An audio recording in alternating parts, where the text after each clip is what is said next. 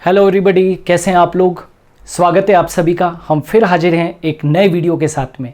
और आज का वीडियो बहुत बहुत धमाकेदार होने वाला है, क्योंकि आपको इस वीडियो से बहुत बहुत सारी नई इन्फॉर्मेशन मिलने वाली है। जैसा कि आप लोग जानते हैं कि हम रोज़ाना 11 बजे विज्ञान एक्सप्रेस के अंदर एक नए वीडियो के साथ में आते हैं। तो आप लोग यदि चाहते हैं कि इन वीडियोस के आप लोगों को पीडीएफ्स अवेलेबल हो जाए, तो आप गूगल प्ले स्टोर पर जाकर और super Guru the learning app को आप डाउनलोड कर सकते हैं। वहाँ पर आपको जो इंटरफेस होगा उसके अंदर मेनू सेक्शन होगा। उसके अंदर मेनू सेक्शन के अंदर स्टडी मटेरियल का सेक्शन है।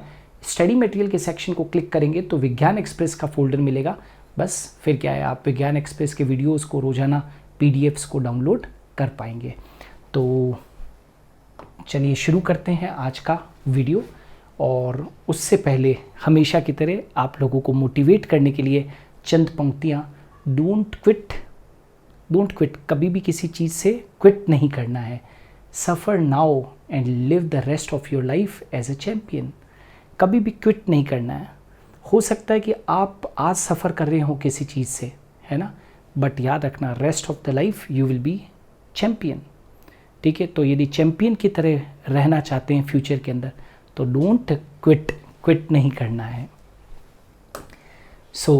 मेरा आज का वीडियो है केमिस्ट्री से जुड़े आश्चर्यचकित करने वाले महत्वपूर्ण तथ्य। कुछ केमिस्ट्री से रिलेटेड, प्योरली केमिस्ट्री से रिलेटेड कुछ ऐसे तथ्यों की आज बात करेंगे जो बहुत बहुत महत्वपूर्ण हैं। और शायद हो सकता है कि कुछ तथ्य आप लोगों ने सुने होंगे और कुछ तथ्य आप लोगों ने नहीं सुने होंगे। जो तथ्य नहीं सुने हैं उनको दिमाग में उतारने की कोशिश करना। सबसे पहला तथ्य, पहला fact, diamond and graphite are both entirely made up of carbon and nothing else. याद रखना है, जो डायमंड है और जो ग्रेफाइट होते हैं वो केवल और केवल किसके बने होते हैं? कार्बन के बने होते हैं। ठीक है, केमिस्ट्री में आप लोगों ने सुना होगा ये कि डायमंड और ग्रेफाइट पूरी तरह से किसके बने होते हैं? कार्बन के बने होते हैं, और इनमें कुछ भी नहीं होता। ठीक है, याद रखना, ये केमिस्ट्री का बहुत इंपॉर्टेंट फैक्ट है। चलिए, दूसरा एक बहुत इंपॉर्टेंट फैक्ट जो कई सारे लोग जानते हैं, लेकिन कौन सा केमिकल उसमें यूज़ होता है वो ये नहीं जानते हैं। कार के जो एयर बैग्स होते हैं, आजकल जितनी भी लग्जीरियस गाड़ियाँ आती है उन सब के अंदर एयर बैग्स होते हैं। किसी गाड़ी के अंदर 2 एयर बैग होते हैं, किसी में 4 होते हैं, किसी में 6 होते हैं। Car air bags are packed with a salt known as sodium azide NaN3। जो आपके कार के जो एयरबैग्स होते हैं, राइट, वो एक सॉल्ट से भरे हुए रहते हैं जिसको बोलते हैं सोडियम एजाइड, जो कि बहुत बहुत ज़्यादा क्या होता है? टॉक्सिक होता है।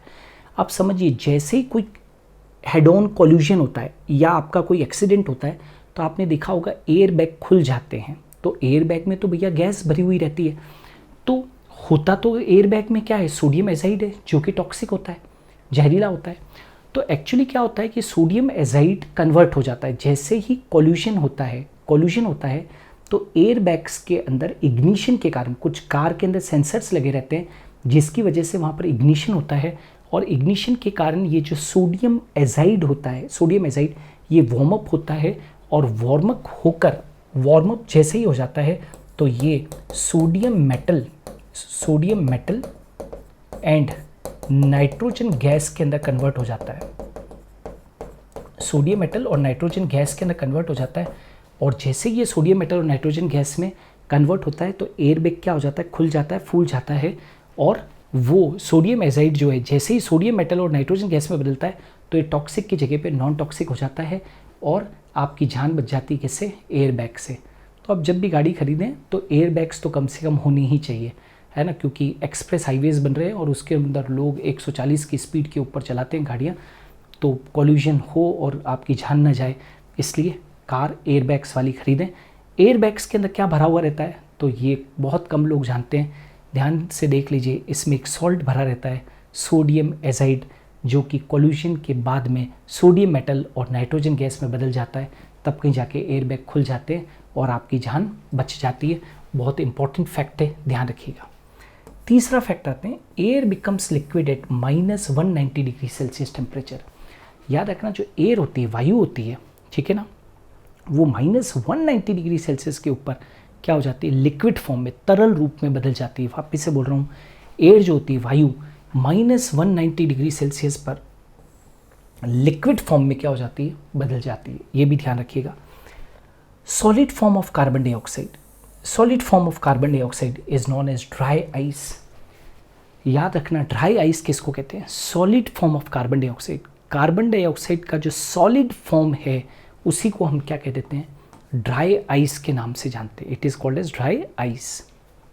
ये तो कई एग्ज़ाम के अंदर है ना, कई एग्ज़ाम के अंदर ये क्वेश्चन पूछा भी गया है कि ड्राई आइस को क्या कहते हैं।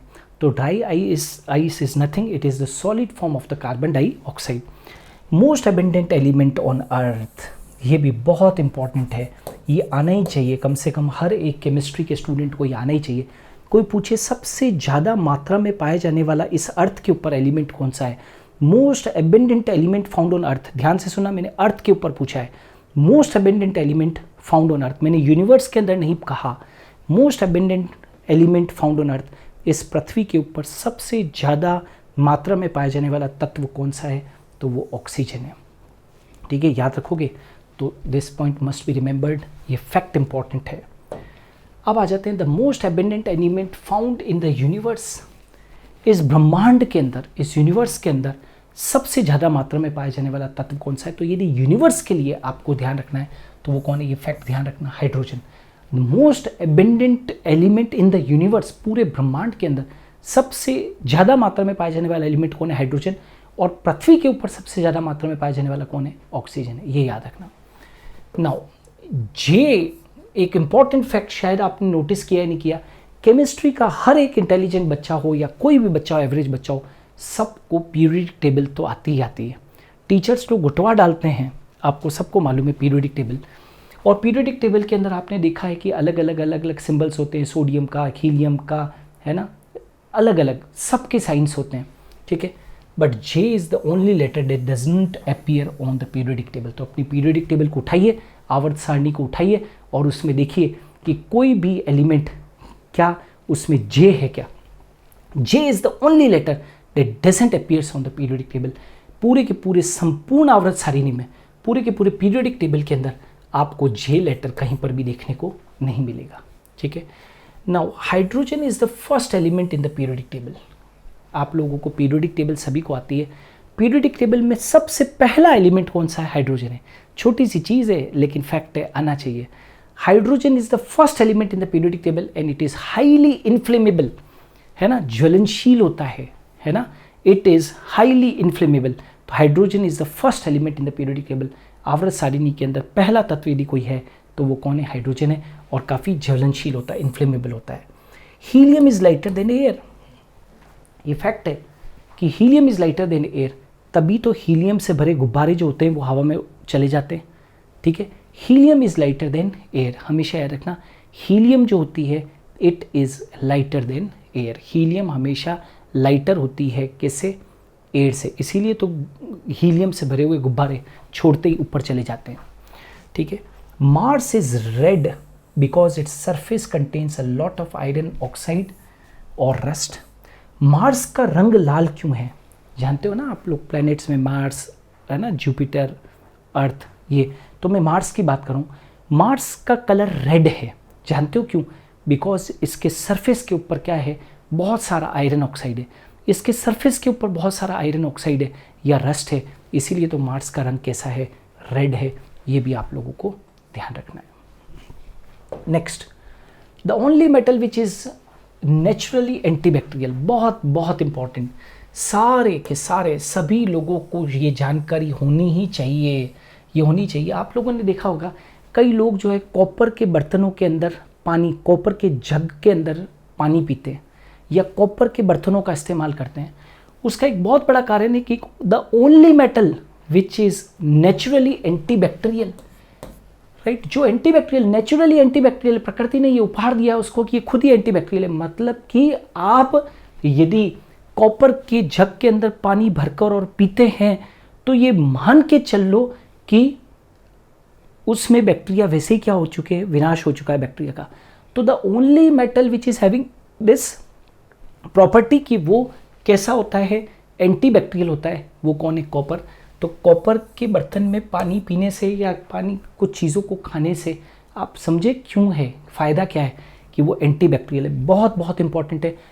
हो सकता है कुछ लोग तांबे के बर्तन के अंदर पानी तो पीते हैं लेकिन शायद उनको ये नहीं मालूम होगा कि ये क्यों है, उसका फ़ायदा क्या है। तो साइंटिफिक फ़ायदा ये है कि वो एंटीबैक्टीरियल होता है।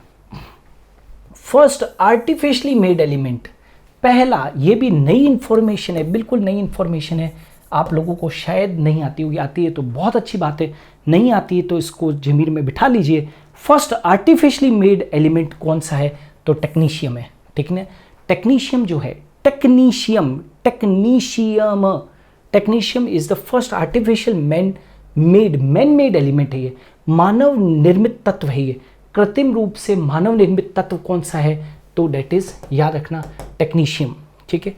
नाउ एक अजीब सा आपको लगेगा लेकिन ये फैक्ट फाइल है, टेल्क तो सभी समझते हो, टेल्कम पाउडर सभी लोग यूज़ करते हैं गर्मियों के दिनों में काफ़ी।